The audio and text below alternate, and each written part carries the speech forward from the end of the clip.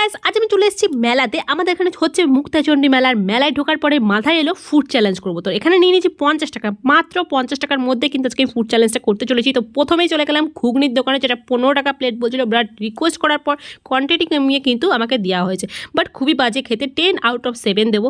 এখানে নিয়ে নিলাম একটা ডিম সেদ্ধ, যেটার দাম হচ্ছে 10 টাকা। তো ডিম সেদ্ধটা মোটামুটি ঠিকঠাকই ছিল, মানে একটু বাসি ছিল মনে হচ্ছিল। যাই হোক, 10 আউট অফ 8 দেওয়া যাক। তারপরে পড়ে রইলো মাত্র 30 টাকা। 30 টাকার মধ্যে আমি কী খাবো এই কুলফিটা দেখে লোভ লাগছে, বাট খেতে পারছি না। অনেক টাকা, মানে 20 টাকা করে দিচ্ছে। তাও ভাবলাম না, চলো কোনোদিন ট্রাই করিনি, ট্রাই করে দেখি। বাট সত্যি খুব সুন্দর খেতে, 10 আউট অফ 10। তো পড়ে থাকলো মাত্র 10 টাকা। তারপরে খুঁজে 10 টাকায় 5টা ফুচকা এই ভাইটাই শুধু দিচ্ছিল।